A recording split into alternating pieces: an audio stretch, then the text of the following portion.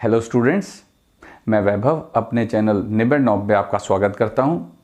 ये channel 10th, 11th और 12th class के मैथ्स सब्जेक्ट के लिए डेडिकेटेड है। अगर आपको मेरा काम पसंद आए तो प्लीज़ वीडियोस को शेयर कीजिए, क्योंकि मेरा मोट्टो ही है क्वालिटी एजुकेशन सबका अधिकार। और अगर आप पूरा सिलेबस कवर करना चाहते हैं तो आप मेरे चैनल को सब्सक्राइब करके प्लेलिस्ट में जाके चैप्टर वाइज, क्लास वाइज सारे वीडियोज़ की प्लेलिस्ट चेक कर सकते हैं। और अब तो आप निबेड़ नॉब को इंस्टाग्राम पे भी फॉलो कर सकते हैं। तो चलिए आज का लेक्चर शुरू करें। स्टूडेंट्स, आज हम सीक्वेंस एंड सीरीज चैप्टर की एक्सरसाइज 9.3 का क्वेश्चन नंबर 5 करेंगे। इससे पहले की एक्सरसाइजेज और क्वेश्चंस जिस तरह की हम कर ही चुके हैं डिस्कस, और ये क्वेश्चंस जो हैं वो ज्योमेट्रिक प्रोग्रेशन के हैं। तो क्वेश्चन क्या है, which term of the following sequences, यानी कि ए बी सी काफ़ी पार्ट्स हैं इसके, तो इस सीक्वेंस में which of the term is 128। इस सीक्वेंस में 128 कौन से नंबर की टर्म बनेगी, हमसे ये पूछा गया है। जैसे कि 128 जो है वो 10th टर्म होगी, 11th टर्म होगी, कौन से नंबर की टर्म होगी, ये पूछा है हमसे। तो ये एक जीपी है, हमें नज़र में आ रहा है। क्यों? क्योंकि 2 के बाद 2 अंडर रूट 2 कैसे आया, इस 2 में अंडर रूट 2 मल्टीप्लाई करके। फिर इस नंबर के बाद 4 कैसे आया, इस पूरे नंबर में फिर से हमने अंडर रूट 2 मल्टीप्लाई कर दिया, तो 2 इंटू 2 बन गया। तो इस तरह से ये एक जीपी है। और आफ्टर ऑल एक्सरसाइज 9.3 भी जीपी की ही एक्सरसाइज है। तो अब मैं सॉल्यूशन स्टार्ट करता हूं। मैं सीधा ही इसको लिखूंगा, गिवन जीपी इज, मैं लिख ही इसको जीपी रहा हूं, 2 under root 2, 4 and so on. तो मैंने यहां दो चीजें नोट करनी है। Here first term A is equal to 2 and common ratio R is equal to, ये पहली टर्म में कितना नंबर मल्टीप्लाई होके ये बना, कैसे पता चलेगा, सेकेंड टर्म को डिवाइड करो फर्स्ट टर्म से, तो आ गया अंडर रूट 2। तो हमें पता लग गया कि कॉमन रेशियो रूट 2 है और फर्स्ट टर्म है 2। अब हमने मान लेना है कि 128 जो है वो nth टर्म है। तो हमने कहा let A N is equal to 128। इसका मतलब क्या हो गया, मैं nth टर्म का फॉर्मूला लगाऊंगा, A R power n minus 1 is equal to 128। तो A R power n minus 1 है, तो ए और आर की वैल्यू ये दोनों मैं यहां पुट कर दूंगा, which implies 2 into under root 2 power n minus 1 is equal to 128। अब 2 इंटू, अब मैं इसको भी 2 की पावर के तौर पे लिखूंगा। देखो, अंडर रूट 2 का मतलब है 2 की पावर 1/2, और अंडर रूट 2 की पावर n माइनस 1 ये क्या बन जाएगा, 2 की पावर n माइनस 1/2। क्योंकि ब्रैकेट के अंदर बाहर की पावर मल्टीप्लाई हो जाती है, तो ये अंडर रूट 2 क्या है, 2 की पावर 1/2, तो 1/2 इंटू n माइनस 1 यानी n माइनस 1/2। तो n minus 1/2 is equal to 128। अब हम ये देख रहे हैं कि लेफ्ट हैंड साइड पे सारा कुछ 2 की पावर्स में है, तो हम राइट हैंड साइड पे भी 2 की पावर में ही बनाएंगे नंबर को। तो हम क्योंकि जानते हैं कि अगर 2 की पावर 5 की जाए तो 32 आ जाता है, 2 की पावर 6 की जाए तो 64 आ जाता है, और अगर 2 की पावर 7 करें तो 128 आ जाता है। तो यानी कि 128 क्या है, 2 की पावर 7। और ये पूरी की पूरी 2 की कितनी पावर बन जाएगी, देखो ये भी कैलकुलेट कर लेते हैं। n माइनस 1/2 और यहां पर पावर है 1, ये दोनों पावर्स प्लस हो जाएंगी, एडअप हो जाएंगी, क्योंकि बेस सेम है। सर्ड्स का ये फॉर्मूला तुम्हें याद होगा। तो n माइनस 1/2 प्लस 1 कितना हो जाएगा, देखो ये प्लस 2 इधर चला जाएगा, एलसीएम लूंगा मैं जब, तो 2 इधर चला गया, होल अपॉन 2, तो n माइनस 1 प्लस 2 यानी n प्लस 1/2। तो हमारे पास आ गया 2 की power n plus 1/2 is equal to 2 power 7। 128 को मैंने 2 पावर 7 लिख लिया, और इस पूरी टर्म को सिंप्लीफाई करके एक बेस, सिंगल बेस के साथ लिख लिया। तो यहां से हमें क्या मिला, ये पावर्स बराबर हैं, इसका मतलब n plus 1/2 is equal to 7, which implies n + 1 = 14, ये 2 इधर चला गया और हमारे पास आ गया n = 13, ये 1 इस तरफ आ गया, माइनस हो गया। तो इसका मतलब क्या हुआ कि ये वो जो 128 है ये इसकी कौन सी नंबर की टर्म हुई? 13th term. तो हम आंसर लिखेंगे therefore 128 is the 13th term of GP. तो इस तरह से क्वेश्चन हमारा हो गया सॉल्व। अब बी पार्ट क्या दिया हुआ है, चलो मैं बी पार्ट लिखता हूं। बी पार्ट है √3, 3, 3 एंड सो ऑन इज 729। तो इसमें भी तुम्हें यह पता करना है कि 729 कौन से नंबर पे आके इसमें टर्म बनेगी, यानी पता करना है। और यहां से अब इसको मैं सॉल्व नहीं करूंगा, तुमको मैं सिर्फ हिंट दे रहा हूं। ए की वैल्यू √3 है और आर की वैल्यू भी √3 ही है, क्योंकि √3 को √3 से मल्टीप्लाई करोगे तो 3 बन जाएगा। अब देखो यहां से ये टर्म कैसे बनी, इसमें √3 मल्टीप्लाई हुआ है ना, तो यानी कि कॉमन रेशियो √3 है और ए भी √3 है, तो ये तुम्हें पता लग गया। अब ए एन तुमने मान लेना 729, और तुमको मैं बता देता हूं कि 729 भी 3 की पावर्स में आगे क्रिएट हो जाता है। अगर तुम 3 × 3 × 3 × 3 ऐसे करते जाओगे तो 3 की एक ऐसी पावर आएगी जो तुम्हें 729 आंसर दे देगी। जैसे कि 2 की पावर 7 आई थी और हमें आंसर मिला था 128। ऐसे ही 3 की कोई पावर होगी, वो तुमने खुद ढूंढना है। बहुत आसान है, देखो मैं नहीं बताऊंगा, तो ये क्वेश्चन तुम खुद कर सकते हो। इसके बाद सी पार्ट। सी पार्ट में हमें जीपी दी हुई है 1/3, 1/9, 1/27 dash dash dot dot dot so on is कौन सी टर्म हमने ढूंढनी है? 19683। अब यहां पर हमें जीपी ये दे रखी है और ये हमारी nth टर्म हमने मान लेना है। तो मैं लिख रहा हूं कि गिवन जीपी, सॉल्यूशन स्टार्ट कर रहा हूं मैं, ये तो क्वेश्चन का ही हिस्सा था। Given GP is 1/3, 1/9, 1/27 and so on. Hair first term 1/3 दिख रहा है हमको। कॉमन रेशो कितनी होगी? देखो सेकेंड टर्म को फर्स्ट टर्म से डिवाइड कर दो, तो ये कैंसिल हुआ 3 से, तो ये कितना आ गया? 1/3। ये 3 नीचे आ जाएगा ना, तो आर भी क्या हो गया? 1/3। ए भी 1/3, आर भी 1/3, कोई दिक्कत नहीं है। अब मैंने कहा let A N is equal to 1/19683। हमने मान लिया कि ये nth टर्म है, इसका मतलब A R power n-1 is equal to 1/19683।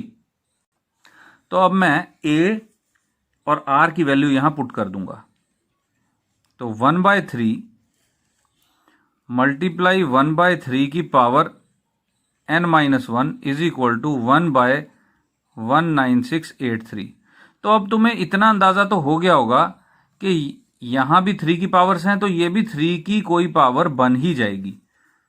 तो ये 3 की कौन सी पावर बनेगी, कैसे पता चले? 3 को मल्टीप्लाई कर करके देख लो। तो मैंने तुम्हारे लिए ये पता लगा लिया है। 3 की पावर 9 सॉल्व करोगे तो 19683 आ जाएगा। ये कितना है? 3 की पावर 9 है।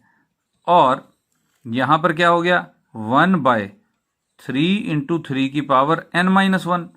ये पावर n-1 मैं नीचे लगा सकता हूं, ऊपर तो 1 ही रहेगा, इज इक्वल टू यहां पे मैं लिख सकता हूं 3 की पावर 9। ये 3 की पावर 9 है। तो ये कितनी बन गई 3 की पावर? देखो 1/3 पावर n, क्योंकि यहां पे पावर 1 है और ये है n-1, दोनों पावरें जुड़ जाएंगी क्योंकि बेस क्या है? सेम। जब बेस सेम है तो पावर ऐड हो जाती हैं। और ये है 1/3 पावर 9 के बराबर। तो इसका मतलब क्या हो गया? n की वैल्यू डायरेक्टली हमें पता चल रहा है 9 आ गई। तो तुम लिखोगे therefore 1/19683 is the ninth term of GP. तो इस तरह से स्टूडेंट्स हमारा क्वेश्चन नंबर 5 हो गया सॉल्व। अब हम चलते हैं क्वेश्चन नंबर 6 पर। तो स्टूडेंट्स ये है question number 6। For what values of x the numbers -2/7, x, -7/2 are in GP. 3 number इसी क्रम में जीपी में हो, इसके लिए x की वैल्यू क्या होनी चाहिए, ये है क्वेश्चन। हमें x की वैल्यू निकालनी है। तो इस क्वेश्चन को शुरू करने से पहले मैं तुम्हें जीपी के बारे में कुछ खास बात बताता हूं। देखो, अगर 3 टर्म्स जीपी में हैं x, y, z, तो बीच वाली टर्म का स्क्वायर बाकी 2 टर्म्स के मल्टीप्लाई के बराबर होता है। ये याद रखो। जैसे कि एक अरिथमेटिक प्रोग्रेशन में अगर हमारे p, q, r 3 number arithmetic progression AP में हो, तो बीच वाले नंबर का डबल बाकी 2 नंबरों के सम के बराबर होता है। ये एपी का फॉर्मूला है और ये जीपी का फॉर्मूला है, ये याद रखना।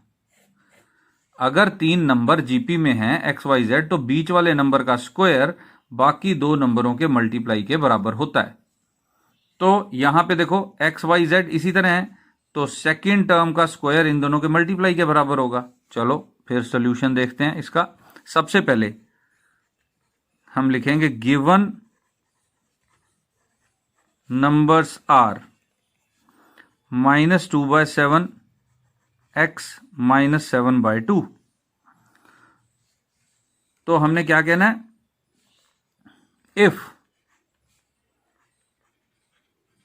these numbers are in GP, then अगर ये नंबर जीपी में है तो क्या होगा, x² is equal to -2/7 multiply -7/2। तो यहां पर क्या आ गया, 2 से 2 कैंसिल, 7 से 7 कैंसिल, माइनस से माइनस कैंसिल, यानी कि प्लस का 1 आ गया। तो x की वैल्यू क्या आ गई, या तो प्लस या -1। तो x की वैल्यूज हमारे पास आ गई। x +1 हो तब भी ये जीपी में रहेंगे, -1 हो तब भी ये जीपी में रहेंगे। तो इस तरह से हमारे पास x की वैल्यू आ गई। तो उसमें कौन सी प्रॉपर्टी लगी जीपी की, ये वाली प्रॉपर्टी, बीच वाले नंबर का स्क्वायर बाकी 2 नंबरों के मल्टीप्लाई के बराबर होता है। ये याद रखो स्टूडेंट्स। तो अब हम चलते हैं क्वेश्चन नंबर 7 पे। तो क्वेश्चन नंबर 7 जो है, क्वेश्चन नंबर 7, 8, 9, 10, ये 4 क्वेश्चंस हैं। चारों में हमें कहा है कि दी गई टर्म्स का सम पता करना है। तो मैं क्वेश्चन नंबर 7 लिखता हूं। तो क्वेश्चन में हमें कहा गया है कि 20 टर्म्स का सम पता करना है इस जीपी का। तो पता कर लेते हैं। सॉल्यूशन में हमने जाके लिखना है गिवन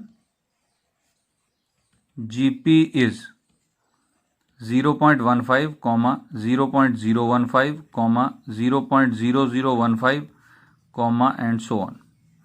तो हेयर फर्स्ट टर्म क्या दिखाई दे रही है, इज इक्वल टू 0.15, और कॉमन रेशो बताओ कितना होगा, सेकेंड टर्म को फर्स्ट टर्म से डिवाइड कर दो।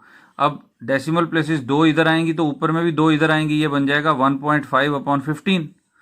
अब इस डेसिमल प्लेस को हटाएंगे तो यहां 0 लगाएंगे तो 15/150 कैंसिल हुआ, 1/10। 1/10 का मतलब है अगर मैं डेसिमल में लिखूं 0.1, तो कॉमन रेशो आ गई हमारे पास 0.1।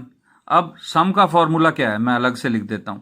सम का फॉर्मूला होता है a 1 -r⁻n अपॉन 1 - r। अगर r की वैल्यू जो है वो 1 से छोटी हो, देखो ये 1 से छोटा है, ठीक है, a into 1 -r⁻n upon 1 - r। ये है सम का फॉर्मूला जो कि हमने पिछले लेक्चर में सीख लिया था कि ये कैसे आया। तो अब हम ऐसा करते हैं, हम फॉर्मूला लगाते हैं 20 टर्म्स के लिए, यानी S20 पता करते हैं। हम कहेंगे पहले फॉर्मूला लगाएंगे। फॉर्मूला क्या है, यही वाला फॉर्मूला लिखेंगे। We know that Sn is equal to a 1 -r⁻n upon 1 - r। Therefore S20 is equal to A 1 minus R power 20 upon 1 minus R. A की वैल्यू कितनी है 0.15, 1 माइनस 0.1 की पावर 20 होल अपॉन 1 माइनस 0.1। अब एक बात देखो, 0.1 की पावर 20 है, इसका मतलब ये कैसे आएगा, 0 पॉइंट के बाद 20 जीरोस लगेंगे, उसके बाद 1 आएगा। तो ये कितना छोटा नंबर है, ये इतना छोटा नंबर है कि इसको जीरो समझा जा सकता है, तो हम इसको जीरो कंसीडर कर लेते हैं। तो 0.15, 1 माइनस 0 तो 1 है, तो मल्टीप्लाई में यही आया, नीचे आ गया 0.9, 1 में से 0.1 माइनस होगा तो 0.9 आ जाएगा, यानी कि ये आ जाएगा 15 अपॉन 90। 2 डेसिमल प्लेस इधर गए तो 2 डेसिमल प्लेस इधर भी जाएंगे, तो 90 जो है वो 15 के टेबल में आता है। देखो इसको डिवाइड करेंगे कितना आएगा, तो ये तो कैंसिल हो जाएगा 6 से, तो 1/6। लेकिन क्वेश्चन क्योंकि डेसिमल प्लेसेस में है तो हमने आंसर भी डेसिमल प्लेसेस में देना है, तो therefore S20 is equal to 1 को जब 6 से डिवाइड करोगे तो आंसर आएगा 0.16666 आता चला जाएगा। तो हम इसको क्या करें, हम राउंड ऑफ कर देते हैं, 7 कर देते हैं, तो ये आ गया हमारा आंसर। तो 1/6 भी आंसर ठीक है, ये आंसर भी ठीक है, और ये कंसीडर करना भी कोई बुरी बात नहीं होगी कि 0.1 की पावर 20 को हमने जीरो ही कंसीडर कर लिया, क्योंकि ये बहुत ही छोटा नंबर हो जाता। तो इस तरह से हमने क्वेश्चन नंबर 7 जो है वो हल कर लिया है। अब हम चलते हैं क्वेश्चन नंबर 8 की तरफ। तो क्वेश्चन नंबर 8 में हमको जो जीपी दी हुई है वो क्या है, √7, √21, 3√7 एंड सो ऑन, और टर्म्स कितनी दी हुई हैं, n टर्म्स। तो यहां पर हमें क्या क्या चीज पता है, सॉल्यूशन मैंने स्टार्ट किया, given GP is √7, √21, 3√7 and so on. Hair first term √7, और कॉमन रेशो कैसे आएगी, सेकेंड टर्म को फर्स्ट टर्म से डिवाइड कर दो, यानी कि अंडर रूट पूरा का पूरा लिखो, 21/7 हो गया, तो 3 √3 आ गया, तो √3 हो गई हमारी कॉमन रेशो। तो अब SN पता करना है, क्योंकि n टर्म्स कहा गया है, तो SN is equal to A into, अब ये √3 क्या है, 1 से बड़ा नंबर है, √3 की वैल्यू होती है 1.73 के आसपास, तो यहां पे फॉर्मूला हो जाएगा r⁻n-1 अपॉन r-1, तो A हो गया √7, r की जगह आ गया √3 की पावर n-1 होल अपॉन √3-1। तो इस क्वेश्चन में हम आंसर यहीं पे छोड़ सकते हैं, क्योंकि n तो हमें पता नहीं है, n पता होता तो शायद हम कोशिश करते कुछ सॉल्व करने की, लेकिन यहां पर हम इसको एज इट इज छोड़ सकते हैं, या ज्यादा से ज्यादा √3-1 है, इसको रैशनलाइज कर दो, लेकिन उसकी कोई खास जरूरत नहीं है। तो क्वेश्चन नंबर 8 जो है तुम्हारा हो गया वो सॉल्व। अब क्वेश्चन नंबर 9 और 10, इसमें तो बल्कि कुछ भी कैलकुलेशन नहीं है, in terms of a and x है। तो बस मैं इतना बता देता हूं कि क्वेश्चन नंबर 9 में जो फर्स्ट टर्म है वो 1 है और कॉमन रेशियो है -a, और क्वेश्चन नंबर 10 में तुम्हारी फर्स्ट टर्म है x³ और कॉमन रेशियो है x²। तो इनको a और r की जगह रख के तुमने क्या करना है, n टर्म्स का पता करना है, जैसे ये किया है n टर्म्स, SN पता लगाना है, तो तुम वो लगा ही लोगे। तो अब हम चलते हैं क्वेश्चन नंबर 11 की तरफ। तो ये है स्टूडेंट्स हमारा question number 11, evaluate summation k from 1 to 11 2 + 3 power k। तो हम इसको इवेल्युएट कर रहे हैं, तो मैं लिखूंगा summation k from 1 to 11 2 + 3 power k is equal to, देखो 2 + 3 पावर 1 प्लस 2 + 3 पावर 2, ऐसे आता जाएगा ना, plus 2 + 3 power 3 plus and so on 2 + 3 power 11। तो ये 11 टर्म्स हैं। तो ये दो सीक्वेंसेस चल रही हैं, दो भी 11 बार जुड़ा हुआ है और 3 की पावर एक के बाद एक बढ़ती जा रही है। कहां तक? 3 पावर 11 तक। तो मैं इसको ऐसे लिख सकता हूं 2 + 2 and so on 11 times plus 3 + 3 square plus 3 cube plus so on up to 3 power 11। देखो 2 की टर्म्स अलग कर दी, 3 की टर्म्स अलग कर दी ताकि मैं सम कर सकूं। अब 11 टाइम्स 2 ऐड होगा तो क्या बन जाएगा? 2 × 11 बन जाएगा, ठीक है ना। 2 को 2 टाइम्स प्लस किया तो 4 आ गया, 2 × 2। 2 को 3 टाइम्स प्लस किया तो 6 आ गया, 2 × 3। तो 2 को 11 टाइम्स प्लस किया तो 2 × 11। अब ये एक जीपी बन रही है, ज्योमेट्रिक प्रोग्रेशन, जिसकी फर्स्ट टर्म भी 3 है और कॉमन रेशो भी 3 है। देखो 3 में 3 मल्टीप्लाई करके ही तो 3 स्क्वायर बनेगा ना।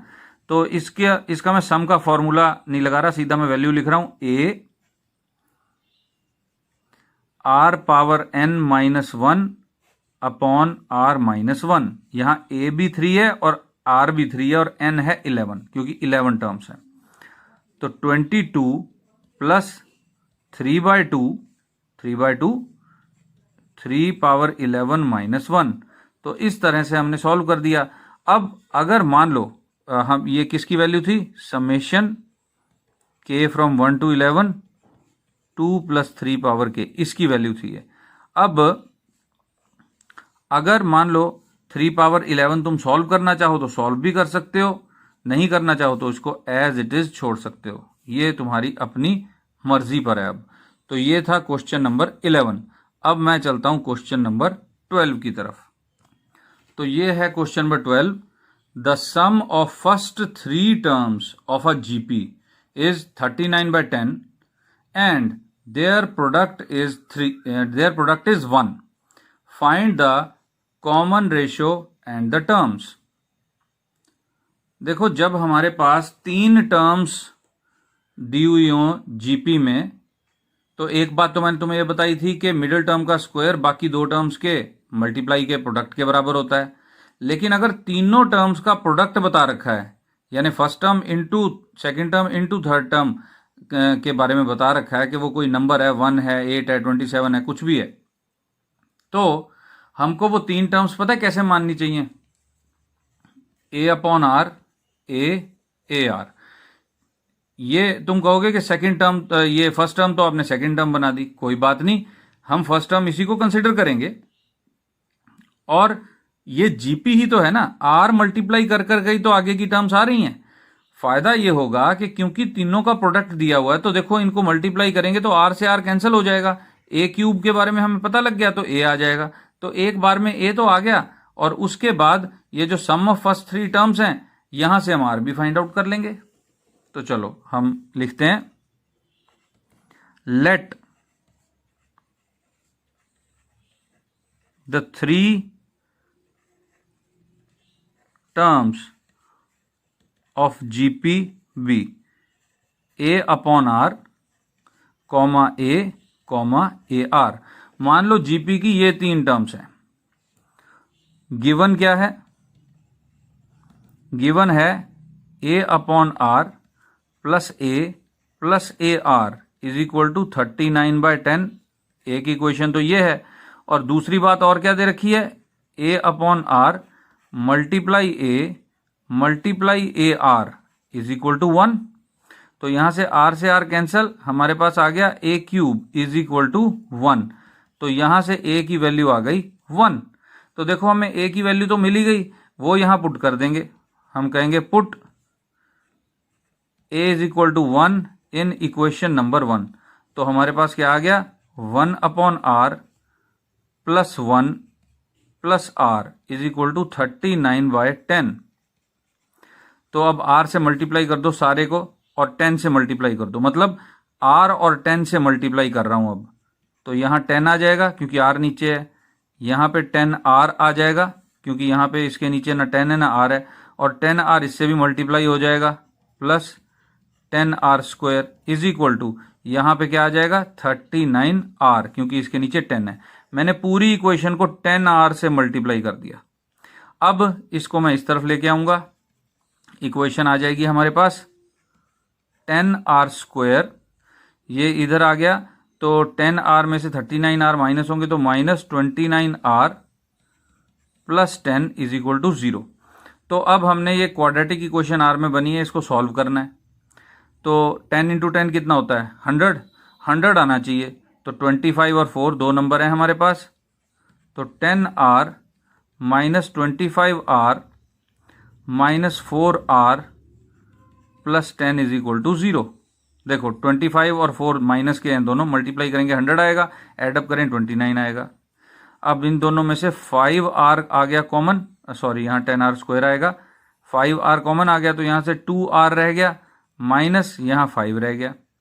अब यहाँ से माइनस का 2 कॉमन ले लो, तो 2r minus 5 is equal to 0, means 2r minus 5r minus 2 is equal to 0। कैसे?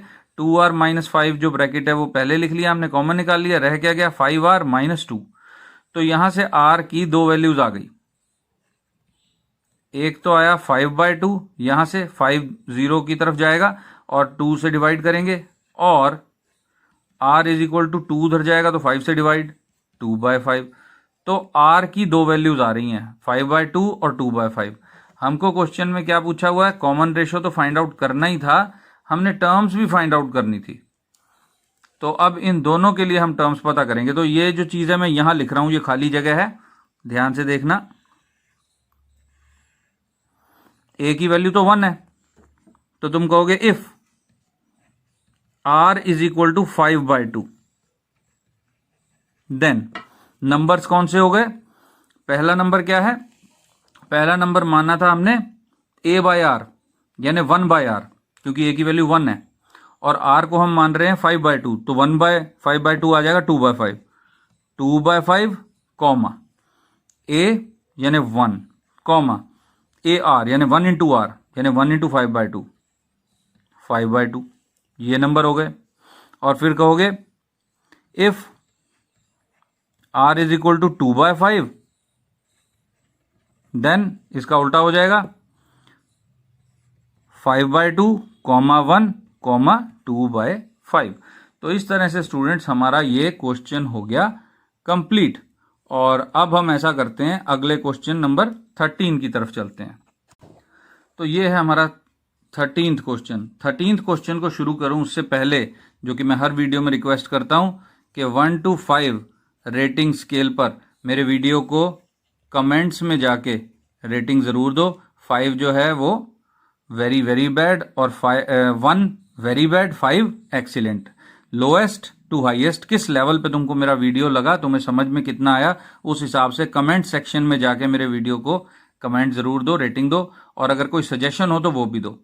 और तुम सारे मेरी प्लेलिस्ट चेक करके अपनी क्लास, चाहे तू कोई 10th क्लास में है, तुम चलो 11th क्लास में हो, या कोई 12th क्लास में हो, तीनों ही क्लासेस के सारा सिलेबस मैथमेटिक्स का कवर कर सकते हो। कैसे?